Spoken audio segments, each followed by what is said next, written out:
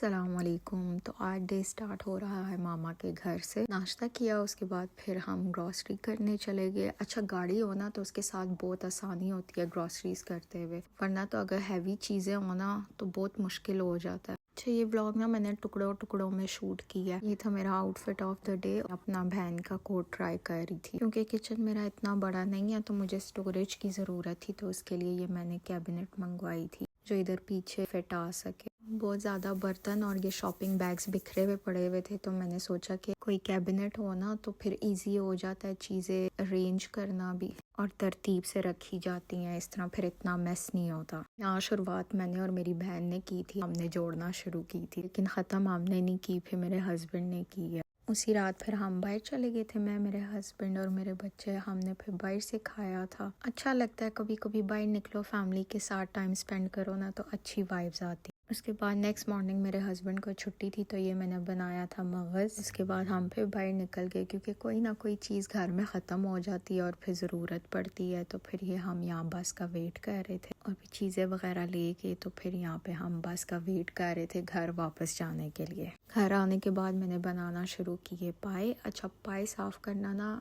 Is a very big task. सही बात है, साल लग जाता है पाए साफ़ करते हुए। शायद मुझे आदत नहीं है इसलिए, लेकिन मेरे हस्बैंड को पाए बहुत पसंद है। इससे पहले कोई कमेंट करे कि पाए में टमाटर कौन यूज़ करता है, तो पाए में टमाटर मैं यूज़ करती हूँ और मेरे ख्याल से शायद मैं एक वो बंदी नहीं हूँ जो यूज़ करती है, और भी बहुत से लोग दुनिया में यूज़ करते होंगे, तो प्लीज़ डोंट जज। यहाँ मैंने प्याज रख दिया था, वो सॉटे हो रहा था साथ, तो मैंने सोचा इतनी देर सबसे पहले मैं टमाटर काट लूँ।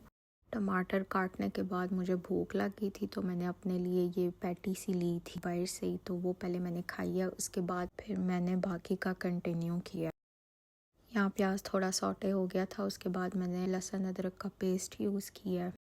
वो अच्छे से भुना है ताकि उसकी स्मेल जो है ना वो चली जाए, और नेक्स्ट स्टेप में फिर मैं टमाटर ऐड करूँगी। अच्छा, प्याज मैंने तकरीबन दो मीडियम साइज़ के प्याज लिए हैं और एक टमाटर लिया है। टमाटर भी मैं डाल के अच्छे से सॉटे कर लूँगी जब तक वो नरम नहीं हो जाते और अच्छे से पिस नहीं जाते।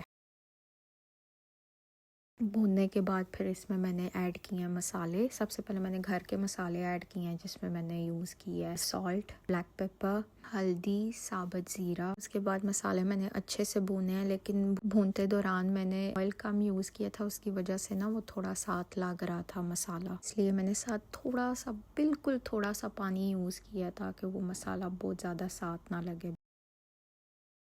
नेक्स्ट स्टेप में मैंने यूज़ किया है पाया मसाला, वो डाल के उसको भी मैंने अच्छे से भूना है। भून के फिर उसके बाद उसमें मैंने दही ऐड किया है। दही ऐड करके फिर उसमें फिर अच्छे से मैं चमचा घुमाती रही हूँ और फिर उसके बाद फिर मैंने उसमें पाए डाले हैं।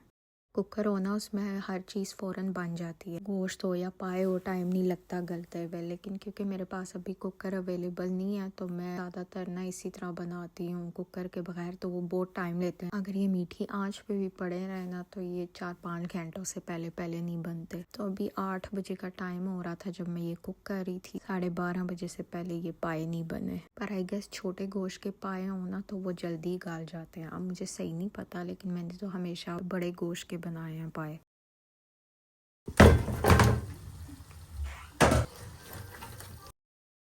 पाए को भी मैं अच्छे से मसाले में भूनती रही हूँ जब तक उसका कलर नहीं चेंज हुआ। कलर चेंज होने के बाद फिर मैंने उसमें पानी ऐड किया है। रात को पाए बनते बनते बहुत टाइम हो गया था तो फिर मैंने शूट नहीं किया कि किस तरह के बने थे। इस डे में फिर मामा के चली गई थी क्योंकि मेरी अपॉइंटमेंट थी। तो ये था मेरा नाश्ता, स्प्रिंग ऑनियंस वाला ऑमलेट, और यहाँ मेरा बेटा खेल रहा है अपने मामू के साथ फुटबॉल। बच्चे जब कुछ नया नया सीखते हैं ना तो वो जब प्रैक्टिस करते हैं तो वो बहुत क्यूट लगता है। पेरेंट्स का ना बहुत आसरा होता है। मेरे अगर कोई अपॉइंटमेंट हो या बच्चों की अपॉइंटमेंट हो, मुझे गाड़ी की ज़रूरत हो तो मैं पापा की गाड़ी यूज़ कर लेती।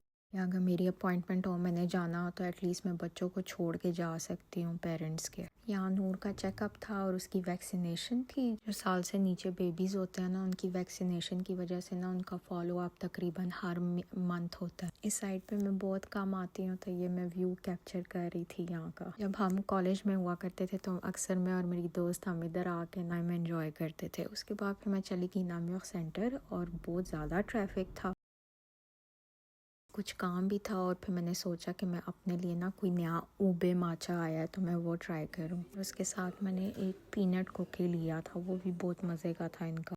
ये कुछ इस तरह था ऊबे माचा, लेकिन मैंने पिया और ये बहुत मज़े का था, मैंने फ़र्स्ट टाइम ट्राई किया था। उसके बाद अगेन फिर हम ग्रॉसरीज़ के लिए पहुंच के ग्रॉसरीज़ की, फिर मैंने अपने घर रखी। उसके बाद फिर मेरे भाई ने ये मोमोज़ बनाए थे तो मैंने वो ट्राई किए। फर्स्ट टाइम होममेड मोमोज़ मैं ट्राई कर रही थी, लेकिन बहुत अच्छे बने थे।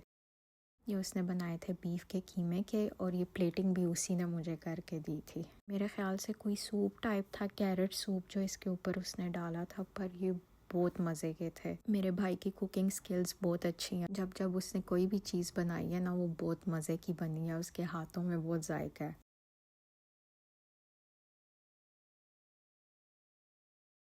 नेक्स्ट मॉर्निंग फिर मैं आ गई थी पेरेंट्स के घर। डे की शुरुआत की मैंने ये पानी से, ये लौंग का पानी है, इसमें मैंने 5 लौंग ऐड किए थे। ये बॉयल होता रहा, उसके बाद मैंने इसको इन्फ्यूज़ होने के लिए छोड़ दिया था और फिर पिया था। उसके बाद फिर मैंने नाश्ता किया। नाश्ते में मैंने फ्राइड एग लिया था और साथ 2 ब्रेड पीसेस। जो मुझे सफ़ेदी इतनी नहीं पसंद जितनी जर्दी पसंद है। मैं बहुत खुशी से खाती हूँ फ्राइड एग। नाश्ता करने के बाद मैं और मामा चिकन कीमा लेने गए थे और साथ वो डो जो होती है ना, फ्रीज़ हुई हुई डो रोल्स बनाने के लिए। वो आगे आप सबको पता है रमज़ान शुरू होने वाला है, तो एटलीस्ट फ्रीज़ हुए हुए होना तो वो ईज़ी रहता है यूज़ करने में ना, टाइम की बचत हो जाती है। ये हमने रख दिया था चिकन का कीमा, इसको पहले पकने दिया। उसके बाद हमने ले लिया था एक प्याज कट किया। तो मुझे ऐसा फील हुआ कि प्याज कम है, तो इसीलिए मैंने छोटा सा एक और प्याज ले लिया था। वैसे तो मैं वाइट प्याज यूज़ करती हूँ, लेकिन क्योंकि ये लाल प्याज पड़ा हुआ था तो मैंने कहा वाई नॉट, इस दफ़ा लाल प्याज यूज़ करते हैं। लेकिन आई गेस टेस्ट में इनके फ़र्क है, मुझे तो ऐसा फील होता है। बाकी हर किसी की अपनी अपनी राय है, लेकिन आई प्रेफर रेड ऑनियंस।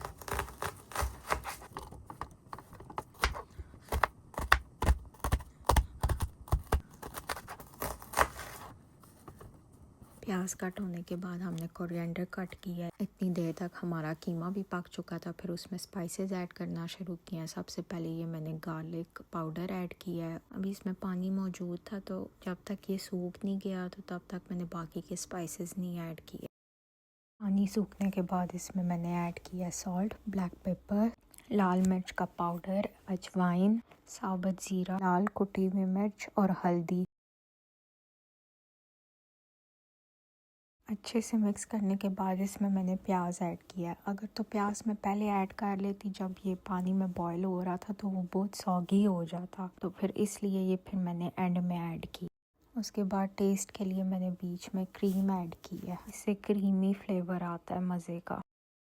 फिर दोबारा मिक्स करने के बाद मुझे याद आया कि मैंने बीच में ओरिगानो नहीं डाला था, इसका फ्लेवर भी बहुत अच्छा होता है। तो फिर मैंने ओरिगानो डाला है और फिर एंड में इसमें मैंने फ्रेश कोरिएंडर यूज़ किया है और सबसे एंड में मैंने फिर ये जो मोटी ग्रीन चिली होती है वो यूज़ की है। फिर दम लगा दिया।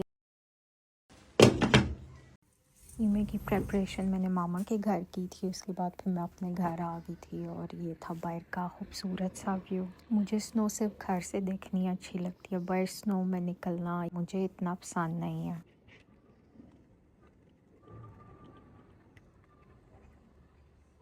क्योंकि स्नोफॉल हो रही थी तो मेरे हस्बैंड को जल्दी छुट्टी हो गई थी, फिर वो घर आ गए थे। तो ये हम यहाँ पे चाय इंजॉय कर रहे हैं। चाय इंजॉय करने के बाद वो अपने काम में लग गए, स्टोरेज कैबिनेट जोड़ने में।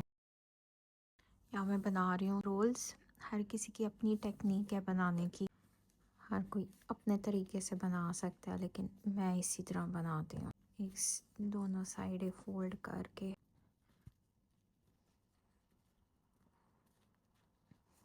यहाँ पे अंडा लगा देती हूँ।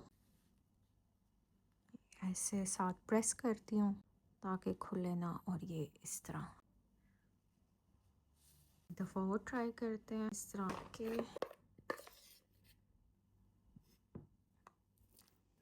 आप अपने मुताबिक जितना मर्ज़ी भर सकते हैं रोल।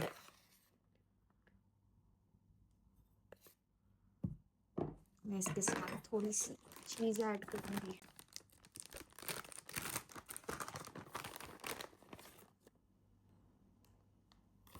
ये हम साथ फोल्ड करते जाएंगे। अगर बाहर निकल भी आए तो इट्स ओके, इसके अंदर ही होगा। ये एक साइड ली, दूसरी साइड ली इस तरह, और फिर